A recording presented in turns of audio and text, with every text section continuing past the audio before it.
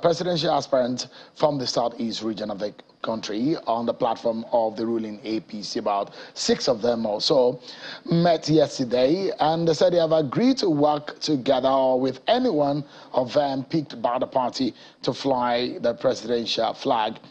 One of the aspirants who led that meeting yesterday was a former Senate President, Senator Nnamani.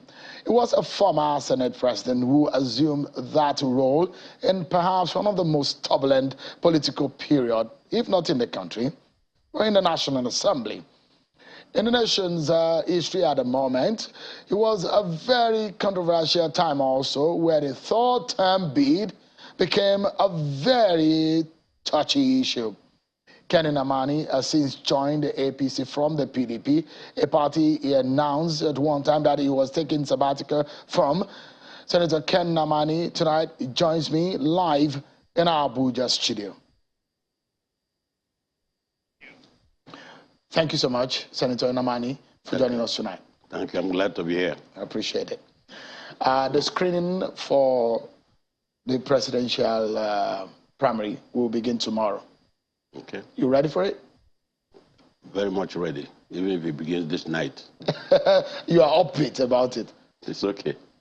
I'm ready for it. I'm ready for prime time. Yeah. You're perhaps one of the most experienced of the lot. Well, you see yourself as such? There are many experienced people in the lineup, especially from the southeast, because there's a moral burden on all the parties to ensure that they zone their presidential ticket or slot to southeast or to south to begin with. And zoning to the south, we'll talk specifically about southeast, because I say a moral burden on the parties. It's not just APC, all the other parties. All the offices in the National Working Committee were filled up based on rotation.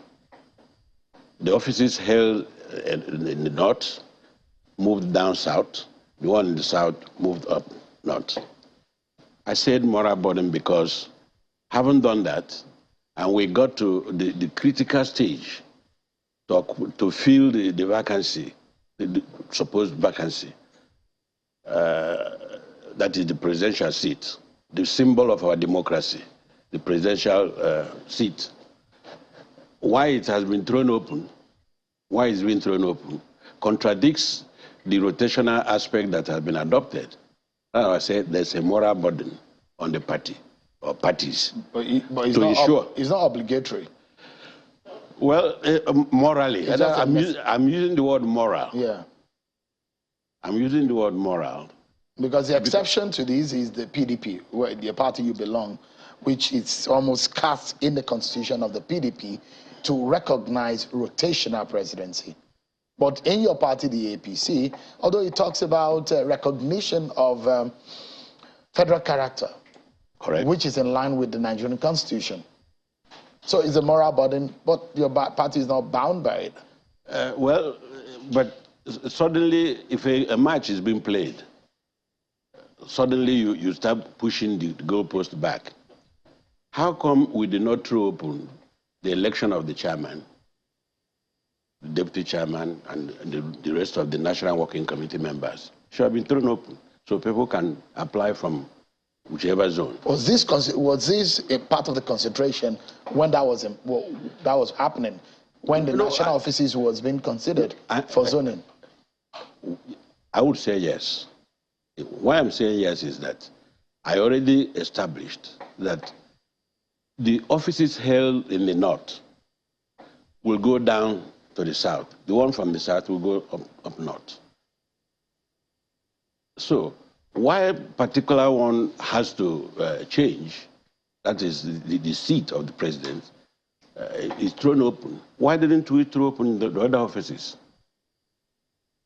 That's the point I'm making. It's not that it's obligatory, but it kind of, it borders on you may call equity, fairness, and justice. Let me, before I go, leave the issue of zoning and the southeast. Is the southeast as the APC is presently constituted, ready to take up that responsibility? Or is the party really ready to allow a Southeast person to fly its flag? Well, that is a decision to be made by the party. There's no one zone in Nigeria that has a monopoly of people that are ready to take up the mantle of leadership. No one, it is not peculiar to any zone. If we look deep, we will find capable hands. And when, I can give you an instance. When I came to Senate from 2005, most Nigerians were looking down on the National Assembly. There was a cases of what we call banana peels. Leadership of the Senate or the House were being changed every day like toilet paper, very repeatedly. When we came, we tried to reinvent the National Assembly. By doing what? By making sure that we gave members hope and created committees utilizing people, putting round pegs in round holes. Because the National Assembly has highly qualified people. We made sure that people saw the opportunity of proving themselves or showing that they can deliver. We tried and changed the impression people had about National Assembly, and that is our leadership. I'm not sure the APC is in short supply of people of Igbo extraction to fly its flag. But it's another thing entirely, whether the party as a unit, as a group of people, as an association, is ready morally or mentally or psychologically to cede its presidential flag to an able man. Do you see a party that is ready for that? Well, I think that borders on the issue of ability to unite the country. The situation calls for deepening our democracy, making people feel that they belong, hope, giving people hope. And without that, you have people, disgruntled citizens, and no one section can enjoy that. We have to give the people the impression that Nigeria is for every person. And as we have admitted, the Southeast is not short of people that can play that role. Well, I mean, as your friends and your members of your party, have they come to realization of your own view of how things are, the necessity from your own standpoint that Nigeria needs an Igbo man to be president? Has your party realized that? Have you been able to convince your party members from other zones of the country? That is what we are trying to do. We're trying to persuade them. Are they seeing reasons? It's not, we're not threatening any person. We're trying to show reasons why it is necessary for us to adhere to that principle you mentioned, the federal character principle, that let no section feel alienated. Alienation will make people feel hopeless. And we don't want that. We want all hands to be on deck. Is the Igbo zone, is the Igbo people marginalized? I'm saying that we should create a situation where every person sees himself or herself as a citizen of Nigeria. But as a leader from that region, do you think your people are marginalized in this country? Some people feel marginalized, yes. But do you think they are marginalized? To some extent. What are the reasons? On what basis? No. I'll give you an instance now. I said, if we have adopted the principle of rotation, and our people are expecting that this time around, that the issue of presidency, the Southeasterners should have a slot. I mean, should have a go at it. And as I already indicated, it is not that we don't have people that can try to bring, to unify the country and achieve more success for the nation. We do have.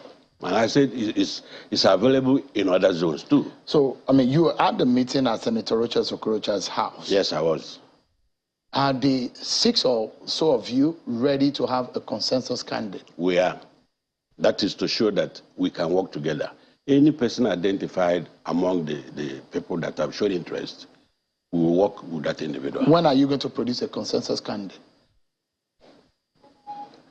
We don't have any specific date for it, but we're talking to ourselves. Primary is on Sunday and Monday. Yes, we still have a day makes a difference in a political situation. We understand that the president might be meeting all the aspirants. When is that meeting going to happen? I have no idea. But is there a possibility of a consensus candidate for the party ahead of the primary? All of us are loyal party members. Whatever the party thinks that can help the party retain power and deliver services to Nigerians, we're for it. But some members, some aspirants are saying they don't want consensus. I didn't hear any person say that yesterday. No, I'm not talking about, you're talking about generality. I'm talking about out of the 28, there are a few people who said, no, let us go to the arena. Let's test the popularity. Well, it's for the party to determine that. Whatever the party decides, we'll talk about supremacy of the party. We cannot dictate for the party. What kind of leader does Nigeria need right now? Nigeria, you see, the fate of black race rests squarely on the shoulders of the most populous black nation on earth, and that's Nigeria. And that means it's expedient that Nigeria has a leader who is well exposed, who can bring people together, motivate people enough for us to overcome so many problems that we are facing. We need a leader. That's what the example I was trying to show you about National Assembly. I was the chairman of National Assembly. I was on the driver's seat. I was able to bring every person together. And before I left Senate till today, nobody has had anything about banana peels. We stopped that. We made sure that committees going to carry out their oversight function, that they don't go there and demand for anything. Yeah, because we made a budget for them. We said during a closed session, several of them we had, that if any committee chairman is in trouble for demanding or receiving anything, you're on your own. Because we made sure that for the small amount that we normally get, we made sure that every committee got enough fund to carry out their oversight function. Right. So, I'm asking you this question because not only those who have ideas, but also people who can play the right politics. And a lot of people have raised questions, even the National Assembly that you made mention, from Evans, Ewerem to Chuba Okadigbo, Adolphus Wabara. The Southeast have been criticized about the way they play their politics. It does look like you were the one, it got to your turn, and that incessant change in the leadership of the National Assembly stopped. Yes. So the question is that the perception of the rest of the region about, for example, that leadership of the National Assembly, a cohesive political culture, is the Southeast giving a new perception to the rest of the region about the capacity to have a politics that doesn't look like the ones that we saw that preceded your time in the National Assembly? Well, I already implied that leadership matters. That you changed the scheme of things. There has not been any banana peels after I left because we set the standard. To fight public corruption, you must be transparent yourself as the leader. So Ken Nnamani was the man who put a stop to it. The question is that I didn't do it are we seeing a new phase of Igbo politics in the national scheme of things now? Are Nigerians supposed to expect something different from Igbo politicians? If you look at the array of people who have come out to declare their interest to run, they're all highly qualified and ready to go. And that tells you that, as I said, if you look deep in any zone in Nigeria, you will find people that can deliver efficient and effective service to the nation. People that can unify the country. It's not peculiar to any particular zone. We have preponderance of those that can do the work. Is Ken Nnamani the best man for the job? I will not say I'm the best, but I'm among those that you can say tested and trusted. Can Nigerians trust you with that #1 seat? They did in the past. I was #3 citizen. I was not found wanting in anywhere until I left. Nobody has invited me for any investigation anywhere in the world to date. And we made changes that brought about a lasting, abiding progress in the National Assembly.